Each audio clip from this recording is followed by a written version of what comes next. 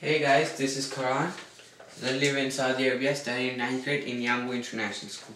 Today, we'll be starting with physics, okay? And this is just a little introduction so you guys can understand what happens in my next videos, okay? So, we're going to study physics here, okay? And lots of physics is related to math, okay? So, let's start off having no talk. Let's start off with physics. Introduction to physics, okay? The first question, okay, comes out is, what are algebraic sentences called? As you guys can see on the board, okay? Now let me say it. Now, algebraic sentences. What is algebraic sentence? Okay, suppose you have an equation 3x plus 9 equals, let's say, 100. Okay? This is known to be algebraic sentence. Now, what is this actually called? It's actually called an equation. Okay? It's called an equation. Okay? But the exactly main thing over here is what is 3, 9, and 100 called, and what is x in this call. Okay? Now we know the whole algebraic sentence, which is all of it, is called equation. Now the other question is that one. What are the names of four numbers in equations? As you guys can see, what are the names in the algebraic sentence? What is the name of it? Well, let's look at the equation. 3, 9, 100 are the numbers in the equation. Okay? So, what are they called? Well, they're called constants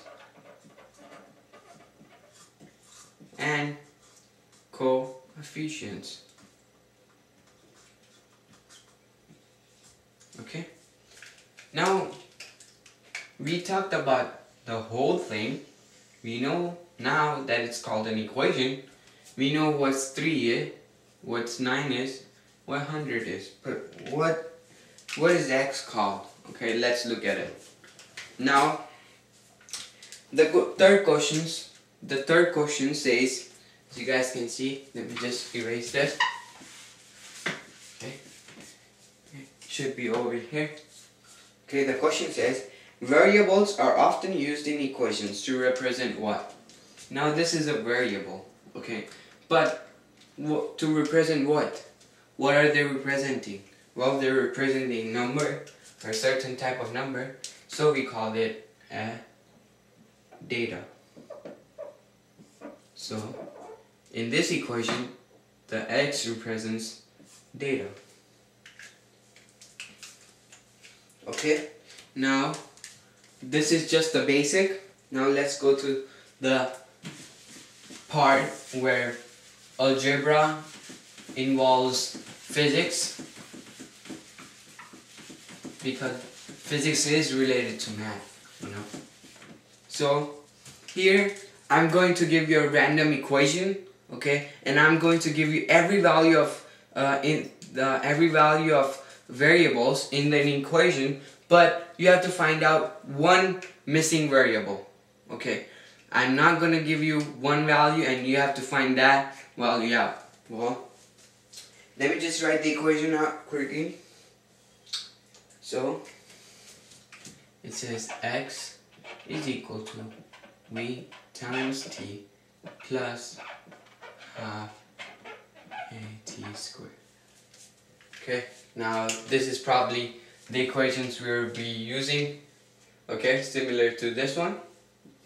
But let's just say that x was 35, okay, v is what we don't know, t, let's say, to be -2, then what's left? A, let's say, to be 3. Now, all we do is just switch the values, replace the values in the first form, okay?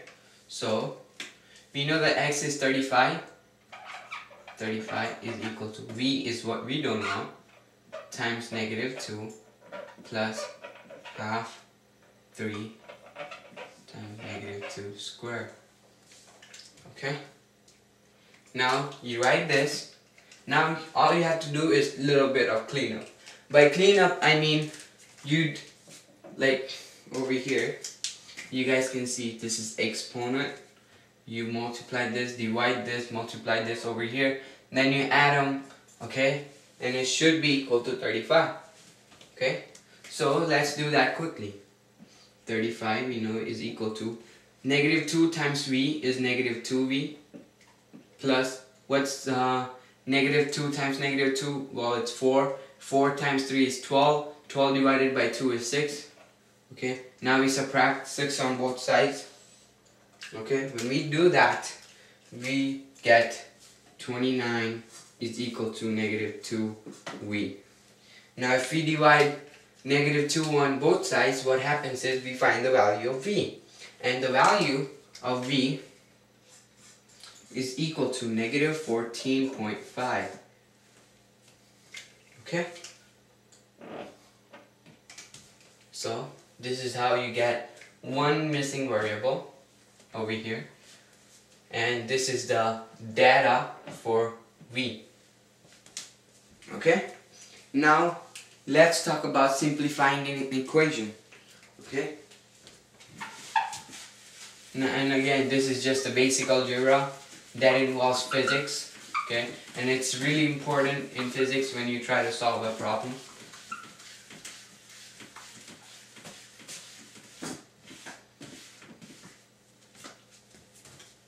Okay?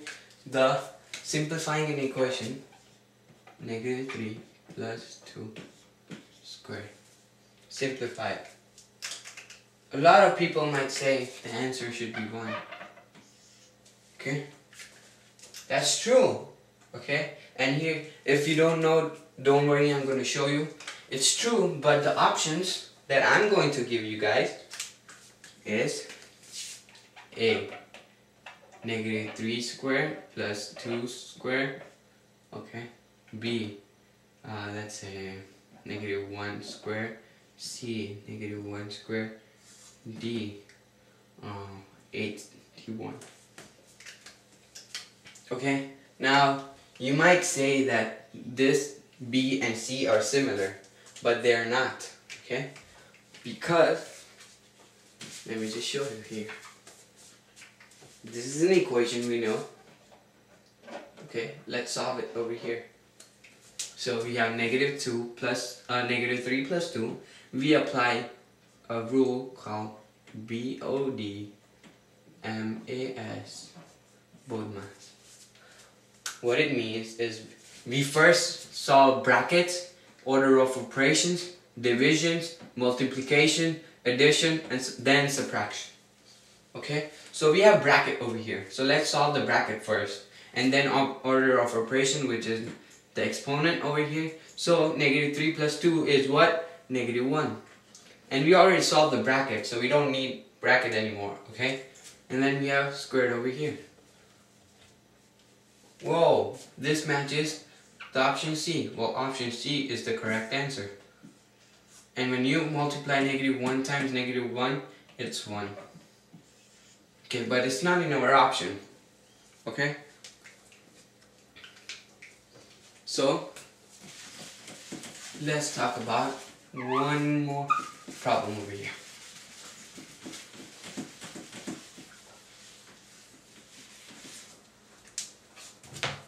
Okay, now I want you guys to know why are scientific notation useful. And if you guys don't know what is scientific notation is a number. Scientific notation looks like this. Okay, this is a scientific notation. Okay, so why is this scientific notation helpful? Well, scientific notation is handful because it's a convenient hand to write big numbers in short form. Okay, let me just do that over here. If you were to have 360000000 in an exam, okay, and it's a pretty big number, you see. So what you need to do is convert this big number into scientific notation, and it's really short compared to that one. What you do is, after the first digit, which is 3 over here, you put a decimal point. Okay, after you're done with that, you write a number till there's a 0. So well, we just write it till 6 because then it's 0. So we write 3.6, okay, and then multiply, and we put over here. And this is the basic thing you need to do over here. And the exponent, which goes over here, is what you count down the zeros. Okay, so 1, 2, 3, 4, 5, 6, 7, 8. So the exponent over here is 8. And compared to this and this one is pretty short. Okay? And this is called scientific notation.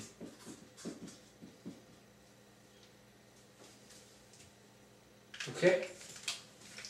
Now, let's go ahead and solve one scientific notation. Okay? Now, we have a number that looks like this up on your screen. Okay? Now, I would like you to pay close attention to zeros, because most of the time 0 is what gets people to get their answer wrong. So please pay attention on the zeros, and I will make the font large so you guys can see it. Okay? Now, since you already saw the equation, okay, the number starts after decimal point, and that is the reason why we put the number over here times 10, which is negative. Okay? Yes? Okay? That is the reason why we put negative. If a number starts after the decimal, we put negative. If it starts before the decimal, we put positive. Okay? So, the number starts from 4. Okay? And then we put decimal point, like I told you. And then you write until the last digit, which is 304. Okay? Now, you count down the first zeros until, well, the last digit, which is 4. Okay? And you'll find out that there's 12 digits. Okay? And that's the scientific notation for the number you just saw. Okay? So simple, isn't it? And isn't it a shorthand to write big number into a short form? Okay? But you can also write this in an even smaller form. How? Well, this unit over here stands for pico. Okay? Well, what do? Well, we just do 4304p, which is implied that 4430 is pico. Okay? Just put point here. Okay? So, and again, this is not in scientific form, scientific notation form, because when you apply this over here, it's no more a scientific notation. Okay? Now, let's go ahead and solve one more problem of the equation that I'm going to give you, and we need to find the variable. Okay? The equation is b is equal to r times t over h. And this is the equation. Now, we know, let's say, b, we don't know that. Okay? R, we know that, let's say r to be 6 meter. And again, if you see from other problem, we are using units over here. Okay? And it's very important to use units when you're trying to solve the problem, and write the answer in units. Okay? And I'm going to show you why. Okay? and then t is -4 seconds. Okay, and h is 18 meters squared. Okay, now like I told you before, you just clean up. B is what we don't know, so you just put B. R is 6 meter times time is -4 seconds. Okay, now let's make it positive. Okay, just like 18 meters squared.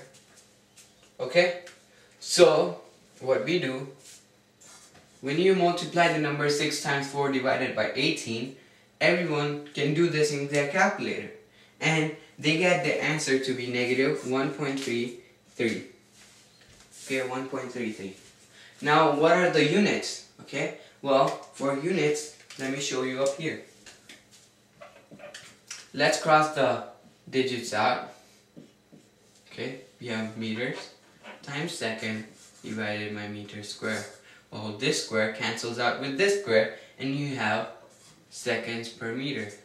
So the units are seconds per meter. And this answer is perfectly correct. Okay? Now the problem that we are going to talk about over here is very a common sense problem. Okay? Because it's not going to give you anything, but you have to find the answer. How do you do that? Well, the question goes like this up on your screen. Okay? You need to find the paper size. Okay? You need to find the size of a paper and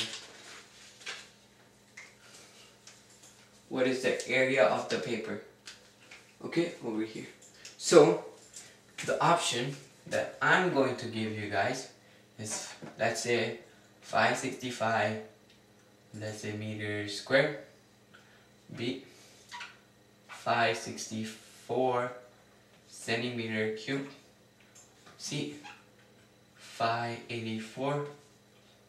Okay, now there's only 3 options that I'm going to give you. What is it? Well, I didn't give you any units, did I? No. So if you were to have, and this is asking for area, okay, and a paper is like this. You might have something on it. Okay, so it has some length, just L. Okay, and it has some breadth, or W you might say, width. Okay, now the area, this is a rectangle, so area of a rectangle is L times W. Okay, now when this is in meters and this is in meters, okay, when this is in meters and this is in meters, what happens is meter times meter is meter squared. Okay, so here we have meter times meter, which is meter squared.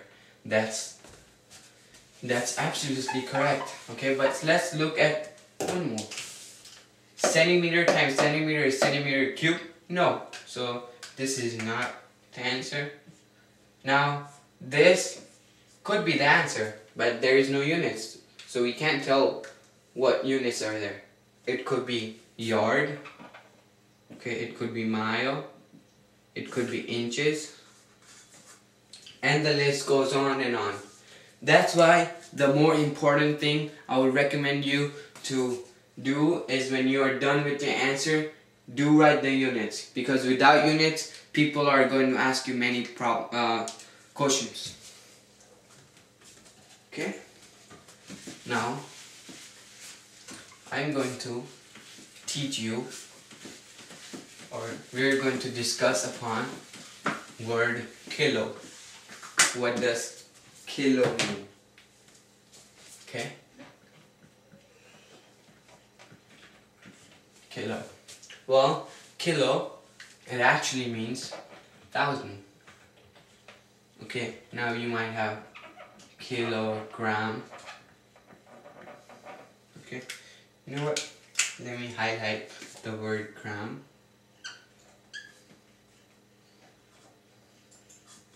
Okay, what it means is kilo is, we know, 1,000, and gram, that's it. Kilogram is 1,000 gram. Okay, now let's say kilo, and then meter. Kilo is 1,000, meter is m, 1,000 meter. Okay, so knowing this, let's talk on how we can write 25 kilometers, okay, in another form. Okay, how are we gonna write it? Well, we know 25 kilometer is 25,000 meter. Okay, that's pretty much it. So we write the 25 which was given times 1,000 meter. We can write this thing as this one, but you see this is the smallest unit, so we just write kilometer. Okay, we can also write 25,000 meter, and that is why kilo is very helpful. Okay,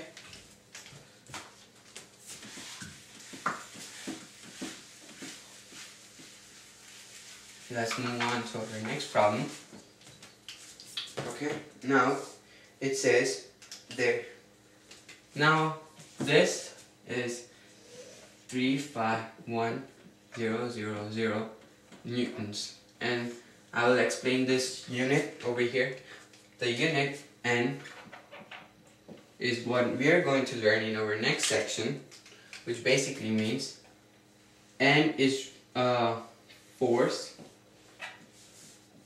in newtons. Okay, and it's named after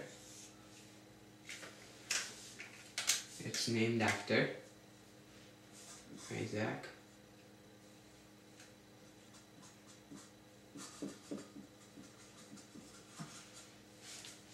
Okay, he was the English scientist who made 3 laws.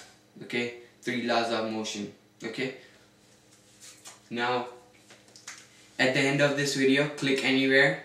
Okay, so you guys can learn 3 laws of motion which Isaac Newton invented or discovered. Okay, now the other question that I'm going to talk about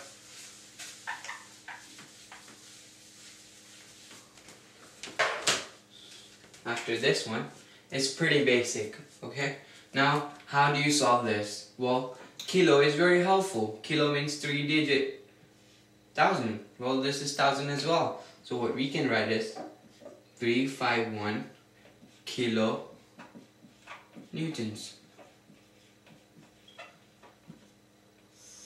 Okay, and it's basically the same as this.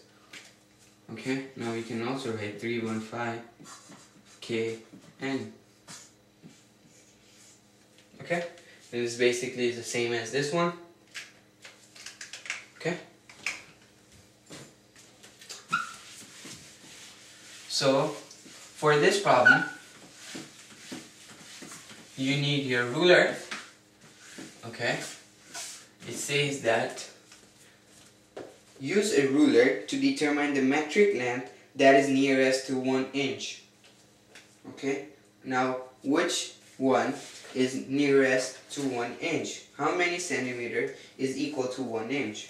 Well, if you did know the conversion factor, 1 inch, okay, is equal to 2.54 centimeter. So up on your screen shows the conversion from inches to centimeter. Okay, and it's how much it should be on a scale, and your scale might look like this. This should be 1 inch, and this one over here should be 2.54 centimeter. and it has some lines going on. Okay, and it should have something on it. Okay, that's the ruler. Okay, now the last question. We're done with area. Now let's talk about volume. The question should be up on your screen right now, and it says that in an experiment, you measure the radius of the cylinder to be 0.14 meters and the height of the cylinder to be 0.843 meters. The volume of cylinder can be calculated from V equals pi r squared h. What is the volume? What is the volume of the cylinder?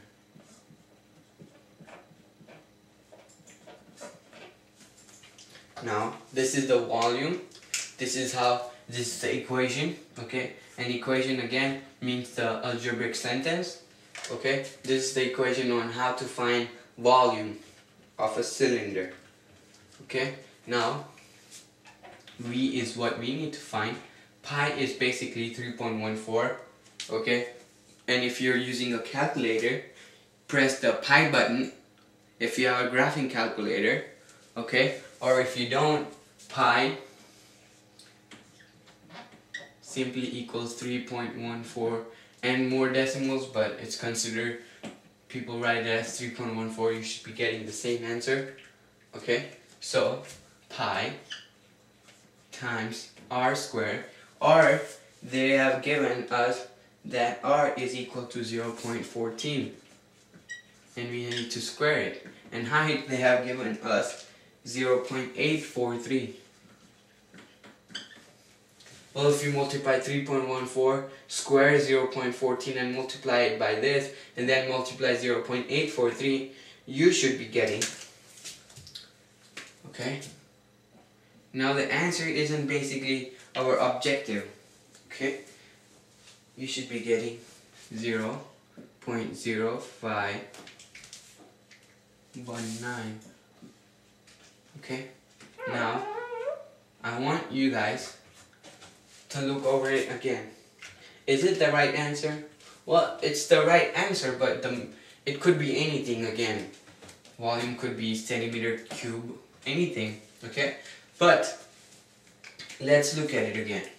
They asked us, this is the meter, height in meters, this is in meter, this is in meter. Well, if we know that area, in area we multiply meter times meter, we get to be meter squared. Or centimeter times centimeter, we get centimeter squared. Because we are multiplying 2 times, we have 2 as an exponent over here. Here we are multiplying 3 times, so what happens is we have exponent over here as 3. Okay, and when you are trying to find the volume of something, it's always cube. Okay, meter cube, centimeter cube. And when you're trying to find area, it's always squared. Meter squared, centimeter squared. I hope that you like this video. This should be an easy review before we start our physics lesson.